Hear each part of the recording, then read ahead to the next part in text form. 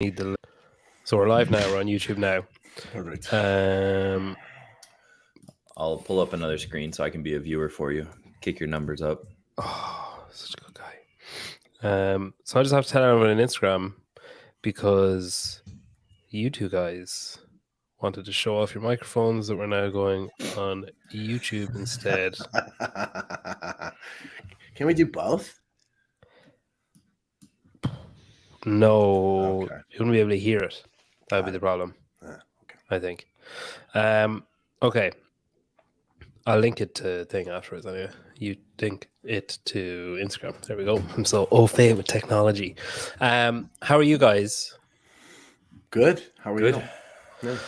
I'm all right. How are you feeling about the first workout? I guess personally, first of all, are you excited about doing it? Kiefer, you didn't do this. I did it Oh, already. did you? We have a great story. Yeah. You did do it in like 2014? No.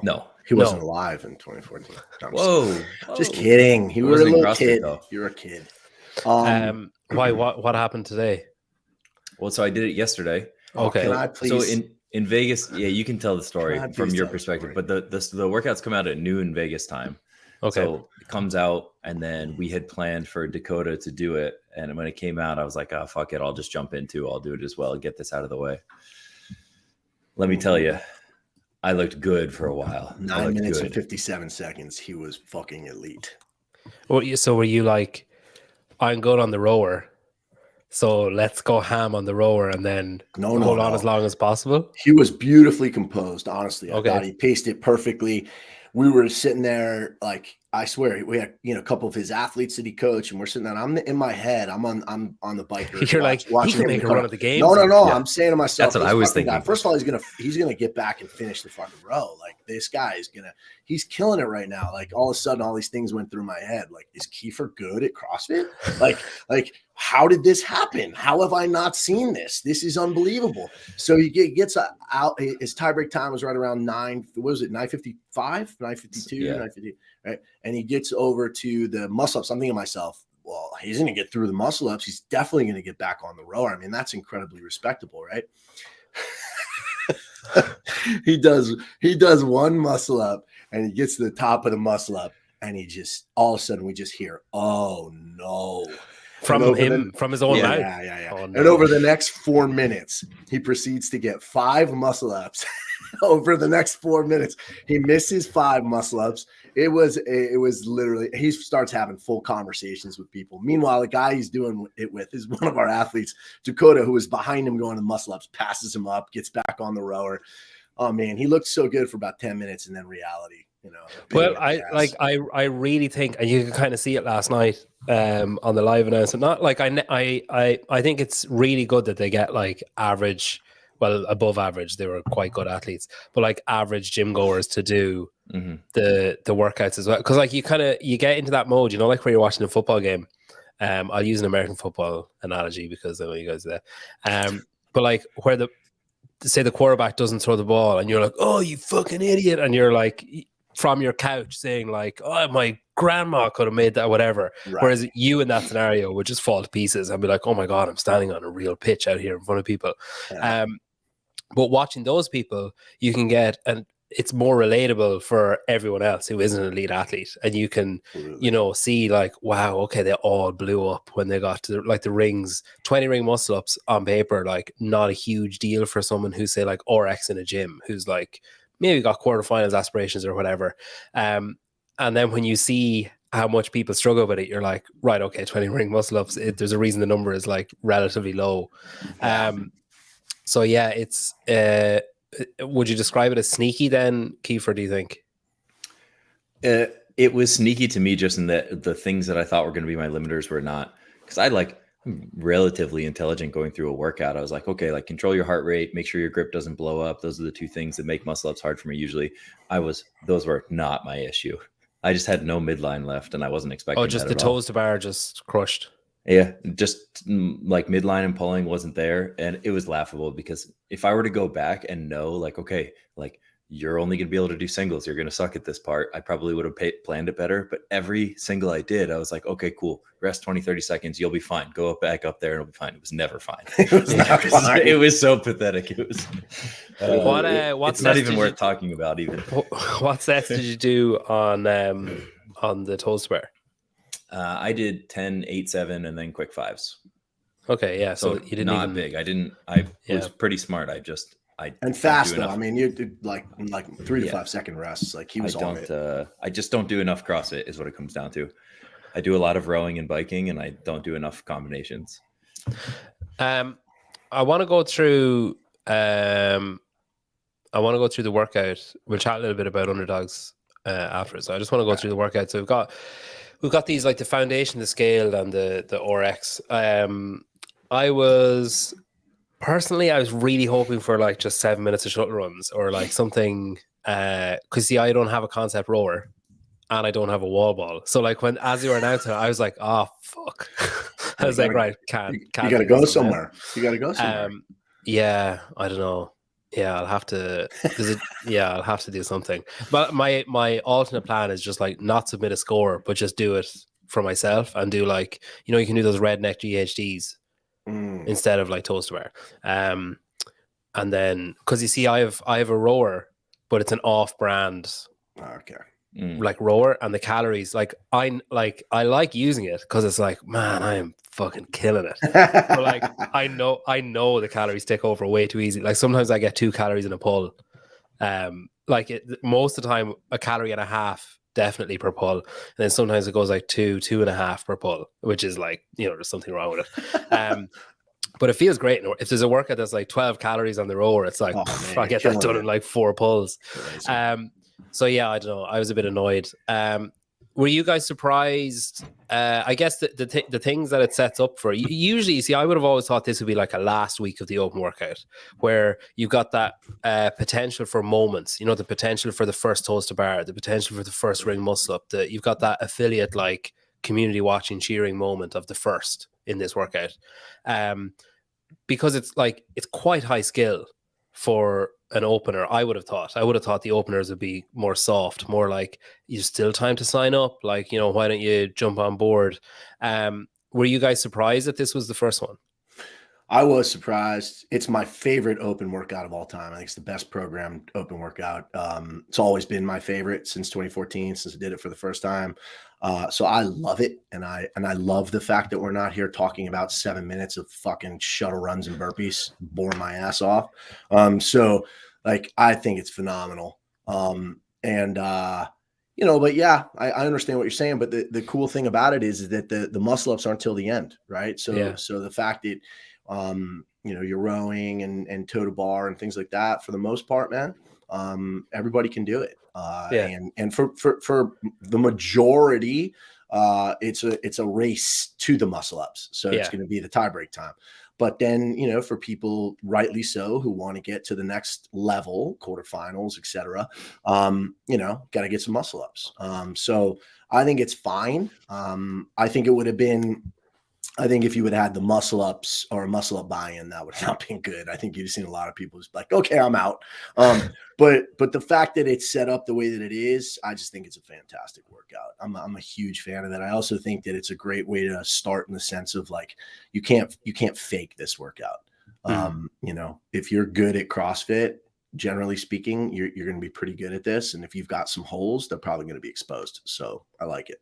Yeah, I'm a bit of a Swiss cheese then in that respect. I think it's cool because we all talked about like shuttle runs, burpees, wall walks, things that are easy buy-in for the week, because that appeals to people that might be on the fence about signing up for CrossFit or signing up for the open. But the super cool thing about it was like everybody that's been in CrossFit or that's done the open already or that it's excited about like the next stages was stoked to see this.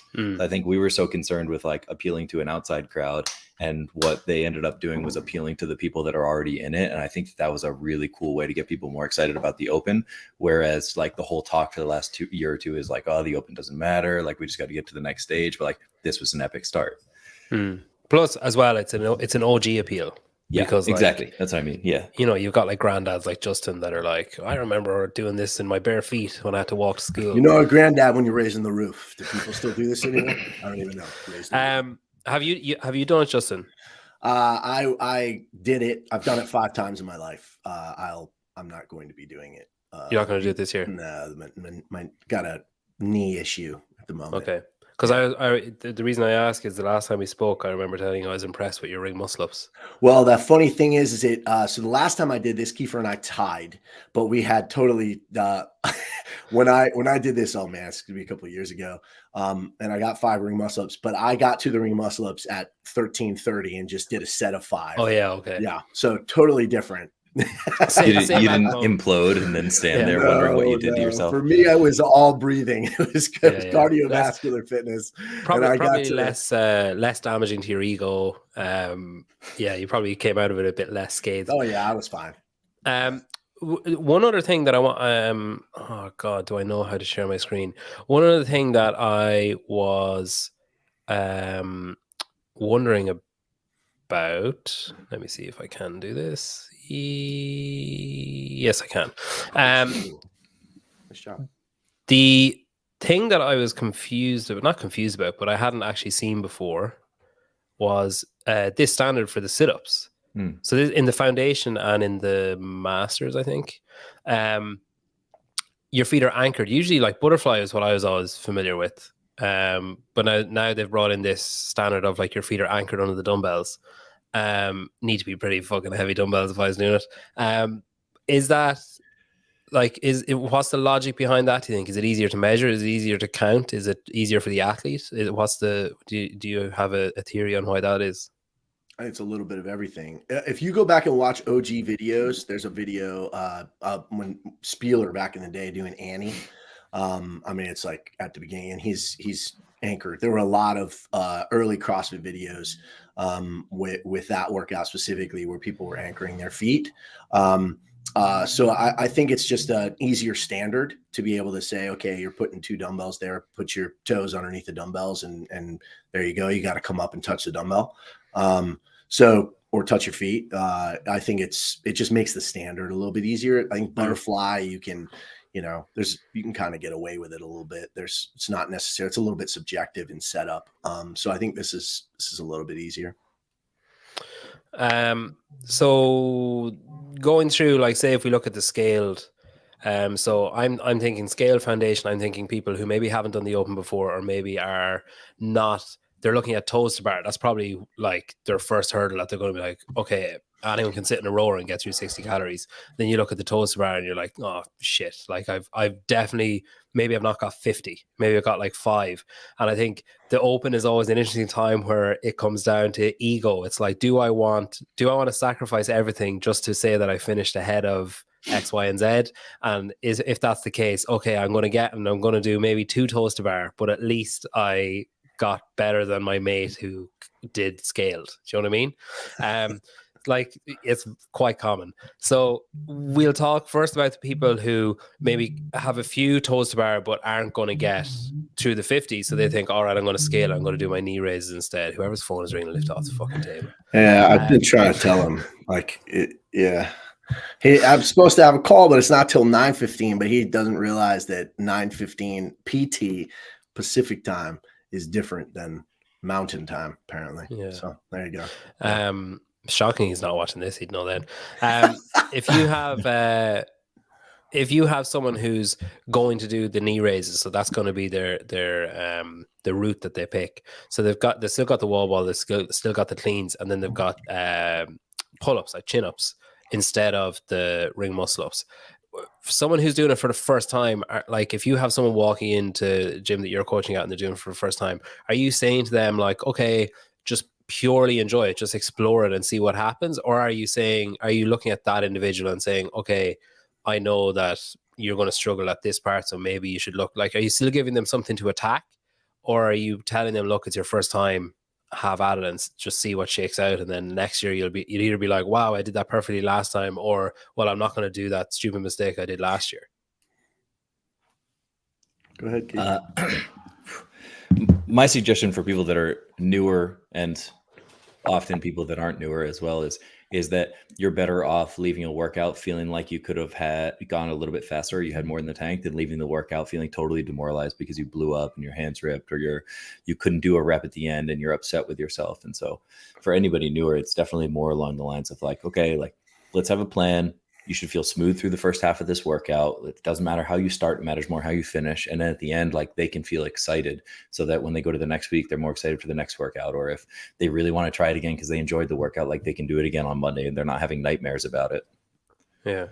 Is the separator in the workout is the last segment for most people? So if you're getting, say in the RX, if you're getting to the ring muscle ups, and if you're able to get through them in like quite snappy sets of 5 or quite snappy singles or whatever it is, but there's no like, you're not failing any reps, you're not walking around, like visiting the chalk bucket excessively or whatever.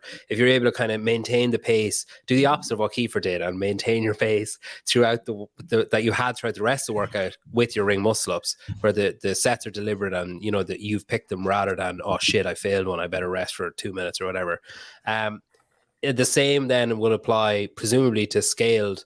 I guess the difference with scaled is that it's how fast can you move through each of those pieces in order to leave yourself enough time to get back for a second round. Say if you're someone who's aiming to like, I could do really well in the scale division here, it really generally in the open seems to come down to speed.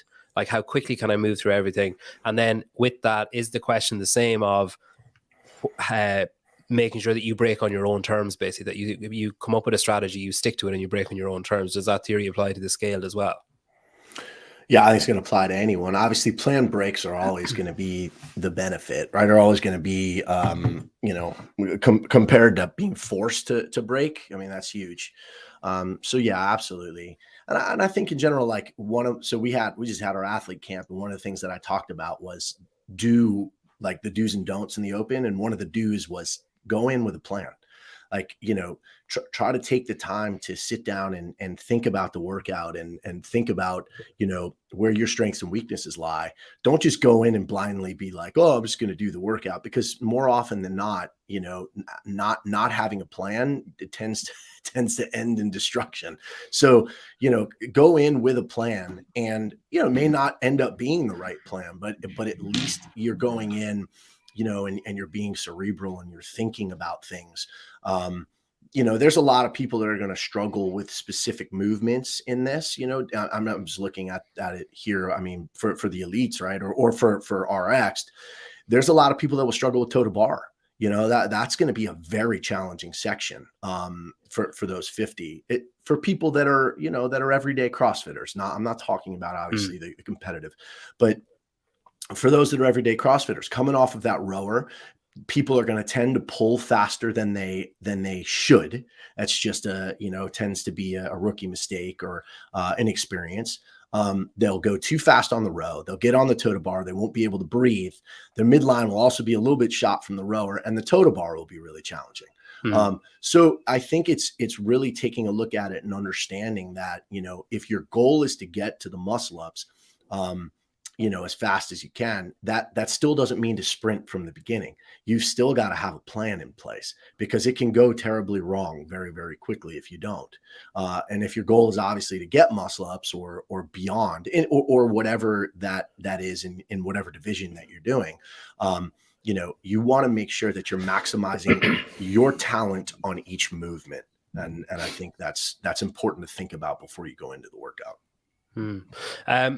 Kiefer, last night we saw the elites go after the say the community members. All those athletes are probably quarterfinalists, I'd say, just from looking at them, like purely judging books by their covers. But if you look at the workout, say usually there's a separator where you go to okay, a quarterfinal athlete should be getting to X, and a semifinal athlete should be getting to Y in such and such a time or whatever. Is the separator here basically, I don't want to keep drilling into it, but basically doing the opposite of what you did, of getting to the ring muscle ups with the capability to continue on through them? Is that what a quarterfinalist someone who's aiming for quarterfinals will look to get close to finishing that set of 20, basically? Yeah, I think if you're trying to get to quarterfinals, or that's your intention, that you should be going to it expecting that you're going to get some muscle ups, whether that's getting just a couple in singles or you're getting a good chunk of them or getting close towards finishing. And so you really have to plan, unless you know you don't have a muscle up and you're just going to sprint through to the tiebreak, because the tiebreak is when you finish the power cleans. You have to go in with a plan to be successful in muscle up. So if your max set is 5 or 6, then you know when you get to that point, there's very little chance you're going to be able to do more than singles or maybe doubles. And so you have to manage the whole workout so that you get there at a point where your heart rate's low enough, your midline's okay, your grip's not too fatigued, so you can actually be successful. Because otherwise it doesn't matter. Because otherwise you're me and you get there with 4 minutes to spare, and you could have had 10 minutes and it wouldn't have mattered. But I think for the most part, like, people looking to get to quarterfinals on this really just have to get there and get a couple muscle ups. And that's probably good enough, knowing that, this is only one of 3 tests for the Open. So what comes up next will matter. But from a fitness standpoint, like, you've already separated yourself from the vast majority of the world if you're getting muscle ups at all. Especially on the female side. Yes, like we saw yesterday in the workout that Jennifer Lopez. I'll never forget that girl's name. Jennifer Lopez, right. Yeah. The first heat, right. Which weren't the elite athletes, but yeah. And we saw that was a struggle. So yeah, I think without question, like, the more you can chip away at those muscle ups, that's going to be big for quarterfinals athletes. Sorry, go on, Kiefer. No, go for it. Does this workout give you any kind of inclination of what's left to come then? So, like, would you expect that we are still going to get a part A and B on one of the weeks? Would you expect that the other 2 workouts, one of the other 2 workouts anyway, will have a much shorter time frame than this? Or, like, are you looking at any hints? Are you trying to predict any of the rest of the workouts based off this one? I hate to admit it, but now I feel like, the next one we're going to get is probably going to be the one that we expected to see this time. Okay. So something that's very low skill, something that's more aerobic based, and something that's going to be just grindy, like 20-minute AMRAP of shuttle runs and wall walks or some shit. I mean, that's what I'm expecting next. I mean, this I love, because to me, this is CrossFit. Yeah. It didn't favor any specific type of athlete. You've got everything in there. You've got some skill, you've got some barbell, you've got some, you got to have some guts on those power cleans. It was very easy to get to 30 power cleans and just be like, fuck it, man. I do 1 or 2 and then I go take a sip of water and I walk around. That's very challenging. So I really like this one. I think the next one will probably be really low skill and grindy. That's what I'm assuming. What the fuck? My wife just set off the fire alarm. Cooking. Just mute yourself for a second. Yeah. I'll try to say something smart. Oh God, here we go. No. So we went into this week yesterday doing the announcement, and I look at Dakota, and I just say, like, this is just going to be a fucking slog for us. We expected it was going to be like me and him doing shuttle runs and burpees, just flopping around on the ground, everybody making fun of us.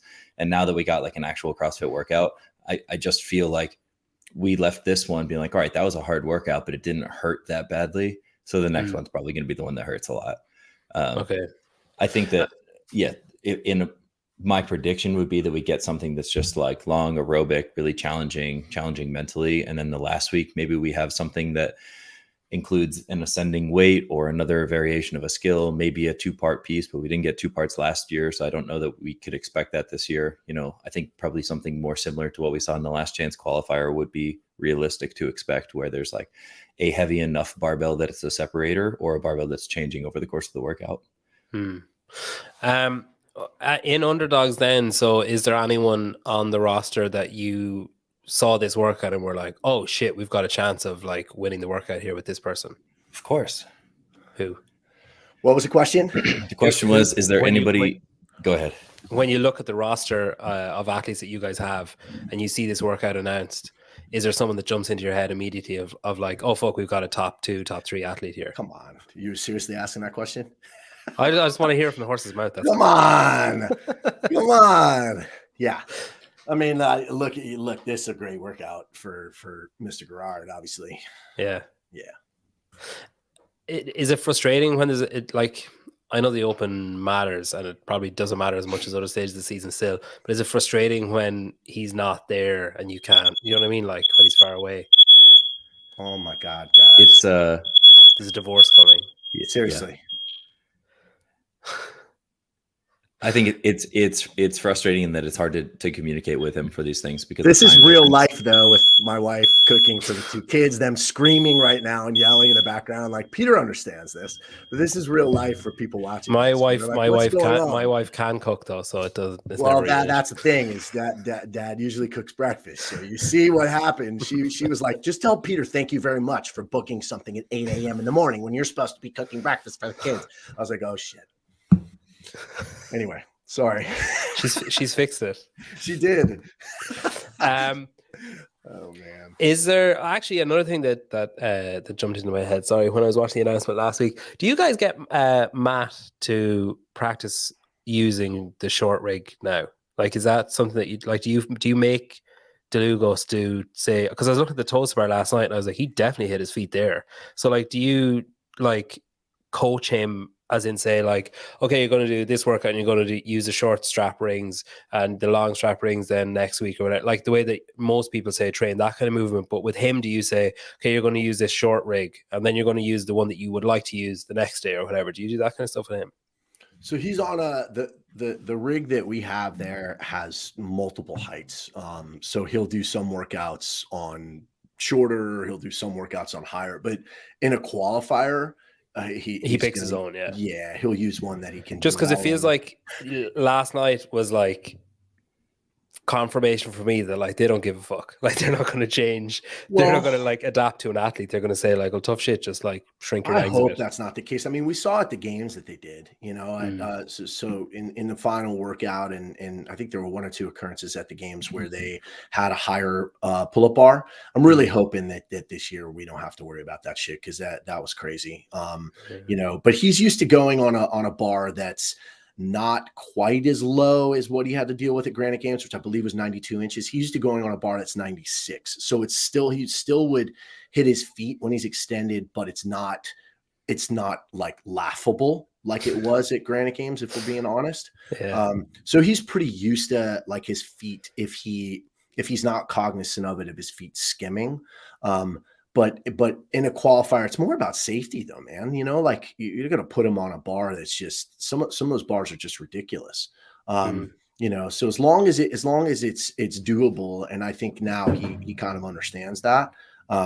But in a qualifier, use what he wants because obviously he wants to, you know, do the best maximize. Yeah. Is there an Underdogs team taking on this workout in house this week? Did I hear that? A certain Disney prince is leading the line. Yeah. Yes, that is true. Yeah, Rolf.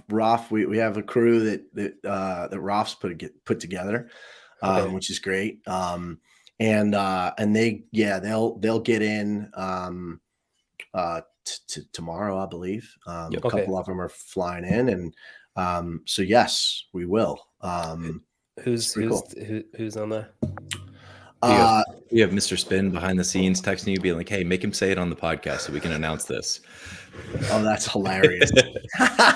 No, if you don't want to say it, I don't mind. But I don't think they'll mind. I mean, I don't think it'll be an issue. No, it's Rolf and Ethan Helbig, and Christine Middleton, Zioli on, and Brittany Morella. Okay. Yeah. So it should be fun. Yeah. It'll be cool. And when you guys see all the teams being announced and stuff, so obviously like there's an insular aspect to coming up with a team where, you know, say like Raph says, "Oh, I'm thinking of doing a team. What would you think?" And you guys are like, "Oh shit, yeah, that could actually be a really good team." Like that's, and you know, and then when you step outside your bubble and you see all the other teams being announced, does it like deflate any kind of excitement about the season when you see like, you know, all of the teams that are kind of popping now that you're like, not popping, that's a bad word to use in CrossFit. All the teams that are blossoming. When you see those teams being announced, does it diminish your excitement any bit, or does it like fuel it a bit more? You want to answer, Kiefer? You want me to take it? I mean, you should definitely finish it. I know you have thoughts about it. It's frustrating in regards because we worked really hard to put together a couple teams this year. And so we're really stoked for Ref. We're stoked for some of our other athletes that are going on teams elsewhere. But at the same time, like, we have a good handful of athletes that are going to attack individual with a really solid chance to go to the games and make an impact. So we have plenty of good things going on. But I just think Justin and I are both so competitive. And I know for him especially, he was a part of team for a long time, and that's something that he really wants. So we were hoping to have a couple juggernaut teams and to see some of the other teams forming, and to not have been able to put together all of the teams that we wanted to. I think it's just it's frustrating from like a FOMO perspective, you know? Yeah. Did you have like people due to come on an Underdogs team that then said, oh, actually I'm going with my mate on this other team? Well, it was I can't, I don't want to get into like, it's just combinations and yeah. I mean, there was a possibility, at one time, and it was a relatively high possibility that we had an athlete who would be, coming out of retirement to go on a team, and we were planning to do that, and then that didn't end up coming to fruition. So that was a challenge, and it is what it is, man, and it's been tough because we just weren't, not everyone was on the same page. Like, some people wanted to go individual, some people wanted to go team. And, at the end of the day, we had a few athletes that are still Underdogs athletes, but who are going to do other teams, in other camps. That's very hard.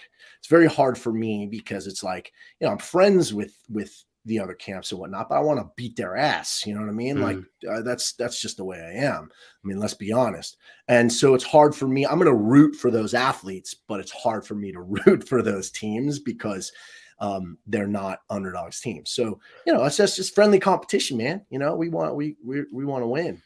It's kind of like, I don't know if this system is in American football or baseball or anything, but it's kind of like, like the loan system in soccer, where a club loans a player to another team. Right. And they want that player to learn and do well and grow, but like not achieve too much, and then come back and then achieve everything once they come back. Like all the hens come home to roost or whatever. Yeah. Okay. So, right. I'll leave you alone about that team thing. I have a lot of other questions, but I'll leave it there. What about, Justin, you were gone there and we were talking about the other workouts. So you mentioned that you thought maybe the accessible workout might be next week. Have you thoughts on the last week? I think we'll see something skilled again. I think, we'll have something with chest to bars, I'm assuming. We tend to get chest to bars and thrusters in that final week. So that wouldn't surprise me at all. I think thrusters have been in every single open. So I think there's a very good chance we'll see that in some way, something cool. I hope similar to what they did last year. That was a cool workout. I mean, other than the fact that the double unders were a throwaway last year, they should have added more double unders, but something in that realm, I would assume, with thrusters and chest to bars. It's pretty funny. Did you see Rollo put up things CrossFitters never say? And one of them was he's going for dumbbells, and he turns to his coach and says, is it okay if I do thrusters with the dumbbells instead? It's like, who would ever say that to anyone? Okay, so the key takeaways then for today or for this week. So break it up yourself. Like, don't have it broken up for you. Like, choose where you're going to break it up. Come up with a strategy that will work for you, and then stick to that throughout.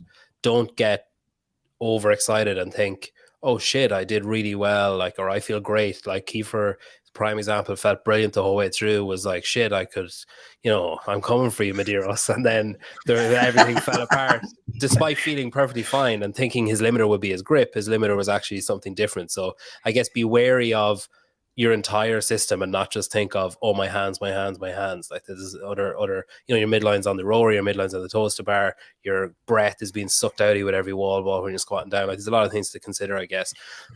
So break it up the way you want to and when you want to. Attack what you can attack, I guess, but remember that there's something else is coming next. So like, if you think like, oh, wall balls are a piece of piss, remember that you've also got like rig muscle ups coming afterwards. So even if you don't need to break, you need to break. Anything else? Any other advice you have for anyone? I mean, my biggest thing is the beginning of the workout. You can't win the workout at the beginning of the workout, but you can lose it big time. And I think for a lot of us that aren't super experienced in competition, and there's gonna be a lot of everyday CrossFitters that just get on that rower and start to rip, and right around 40 to 50 calories, they're gonna be already be in a big hole. So I would say, try to be nice and steady through the row. Don't blow yourself up on the row. Pick very manageable, quick sets on the toaster bar. And then from there, I think, you'll be okay. But I think it's very easy. And do singles on the fucking power cleans. Okay. Like yesterday, I don't know if y'all saw CrossFit's strategy. You talked about doing maybe 5 to 10 touch and goes at the beginning of cleans. I mean, listen, I like James Hobart. He's a great dude, and he's obviously a very smart guy and a good coach. But that's fucking terrible. That was horrible advice for people. Oh my god, fast singles, bro. Don't touch and go. I mean, you got Laura Horvath who did 5 touch and goes. But Laura Horvath's got the best grip in the sport of CrossFit, and then she went to singles. No person that's not Laura Horvath, right, should be doing touch and goes. You should be doing singles. Especially if you're setting yourself up for the muscle ups. If you're not setting yourself up for the muscle ups and it's a free for all to get to the muscle ups, fine. Do as many touch and goes on the cleans as you want. 29 touch and go. Yeah, if you're trying to get some muscle ups, please don't do touch and goes. That was just asinine. Yeah. Sorry, I had to get on my soapbox for a minute. That's all right. Kiefer? Yeah, I don't have a ton to add. I think a good valuable lesson for like the everyday CrossFitter, the quarterfinals level athlete, is understanding the compounding effect or understanding the trade-off in rest periods for different movements. Meaning like you could break up toe to bar 5 times, but each of them for 3 to 5 seconds really easily and feel much better. But if you get to the end to the power cleans and you're standing over the bar and your heart rate's too high, like that turns into 10 to 15 seconds lost between one rep. Or on muscle ups between sets, like the shortest rest anybody's going to take is 10, 15, 20 seconds. Likely you could take a whole minute like I did between sets. And so there is a massive positive impact of breaking early and often on movements that it's really easy to break on so that you don't have to later in the workout. This is a do-over, really, isn't it? Like this is like Kiefer, you're saying that you kind of felt fine afterwards. Like obviously your ego was a bit damaged, but you felt fine. Massively damaged. So it's not like 60 calories on the rower isn't going to kill anyone. Like 50 toes bar, okay, maybe you rip your hand, like bad luck or whatever. But like this is kind of a good opportunity for people, those quarterfinal athletes or maybe semi-final bubble athletes who think like, I'll do it on Friday, I'll do it on Monday. Who think like, I'll try this strategy and then I'll actually listen to my coach and break it up or whatever. Like there is an opportunity to kind of try a few different ways here. Yeah. I think that the impact of this workout is not that deadly for a lot of people. Like there's probably a lot of people that would be happy to do more training after the day and you'd be fine for the rest of the weekend. So it's definitely one you could do again. And it's certainly one that you can learn a lot from and get better as you go. And because it's just such a good CrossFit workout and there's so many different elements to it. So like I was thinking about doing it again myself and going in and literally doing 10 sets of 5 on the toe bar and trying to stay a little bit more chill through. And then secondarily, just having a better like plan for the muscle ups. I thought that I was going to do triples. And so when I did a single, I was like, okay, I just need to rest longer and then I'll be able to do a triple. And then I failed one and I said, okay, I just have to rest longer and then I can do a triple. And it never changed. And so were I to go in and be like, okay, you have 4 minutes to do singles, I probably would have had a much better result for that. So just if you are going to redo it, don't go back, do it the exact same way and expect it to go differently. Yeah, well, that's the definition of insanity, isn't it? Well, listen, guys, thanks very much. I'll let you get back to using Fitter to program for all your clients. Nice plug. Very good. Solid. I'm nothing if not professional. Thanks very much. I really appreciate you guys coming on. We'll catch up more during the season, I'm sure. Kiefer, enjoy the echo in your house, and Justin, enjoy your breakfast. You go down. Is it that bad? No, I just mean because you're on your own, like that you'll just be talking to yourself. I thought you were like, Kiefer, just so you know, 39 minutes in, your audio fucking sucks. This felt wall did nothing for me. That is exactly what I would do, but no, I didn't actually do that.